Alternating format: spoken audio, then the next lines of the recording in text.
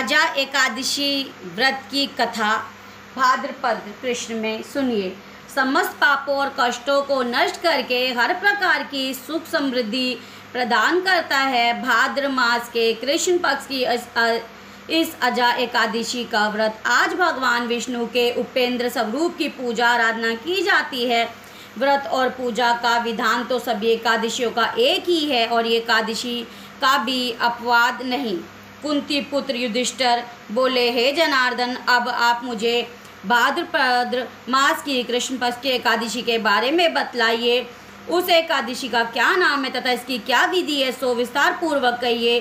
श्री कृष्ण बोले, हे राजन, भादों की कृष्ण पक्ष की एकादशी को अजा कहते हैं। इसके व्रत करने समस्त पाप नष्ट हो जाते हैं। जो मनुष्य इस दिन भगवान की भक्ति पूर्वक पूजा करते हैं तथा व्रत करते हैं, उनके समस्त पाप नष्ट हो जाते हैं। इस लोक और परलोक में सहायता करने वाली इस एकादशी व्रत के समान विश्व में दूसरी एकादशी नहीं है। इस एकादशी की कथा इस प्रकार है। प्राचीन काल में एक चक्रवर्ती राजा राज्य करता था।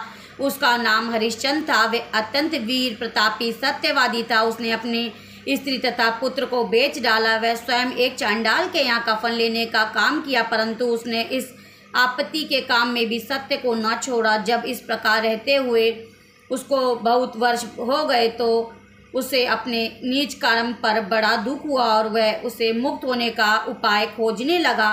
वह उस जगह सदैव इसी चिंता में लगा रहता था कि क्या करूं, मैं क्या करूं। उस एक समय जब भी वह चिंता कर रहा था, गौतम ऋषि आए। राजा ने उन्हें देखकर प्रणाम किया और अपनी दुख की कथा सुनाने लगे। महर्षि राजा के दुख की कथा सुनाने लगे। महर्षि राजा के दुख से पूर्ण वाक्यों को सुनकर अत्यंत दुखी हुआ राजा से बोले, हे राजन, भादों के कृष्ण पक्ष की एकादशी होती है। एकादशी का नाम अजा है। तुम उसी अजा नामक एकादशी का विधि पूर्वक व्रत करो और रात्रि को जागरण करो। इससे तुम्हारे समस्त पाप नष्ट हो जाएंगे। गौतम ऋषि राजा से इस प्रकार कहकर अंतर ध्यान हो गए। अजा नाम की एकादशी आने पर राजा ने मुनि के कहे अनुसार विधि पूर्वक व्रत और रात्रि जागरण किया। उसी व्रत के प्रभाव से राजा के समस्त पाप नष्ट हो गए। उस समय स्वर्ग में नगाड़े बजने लगे, पुष्पों की वर्षा होने लगी। उसने अपने सामने ब्रह्मा, विष्णु, इंद्र, महादेव जी आदि देवताओं को खड़ा पाया। उसने अपने मृतक पुत्र को जीवित तथा स्त्री को वस्त्र तथा आभूषणों से युक्त देखा। व्रत के प्रभाव से उसको पूर्ण राज्य मिला। अंत समय अपने परिवार सहित स्वर्गलोक को गया। हे राजन, यह सब अजा एकादशी के व्रत का प्रभाव है। जो मनुष्य इस व्रत को विधि विधान पूर्वक करते हैं तथा रात्रि जागरण करते हैं, इससे समस्त पाप नष्ट हो जाते हैं और अंत समय में स्वर्ग को जाते हैं। इस एकादशी की कथा से श्रवण मात्र से अश्वमेध यज्ञ का फल मिलता है। बोलो श्री कृष्ण गोविंद हरे मुरारी, हे नाथी नारायण वासुदेव।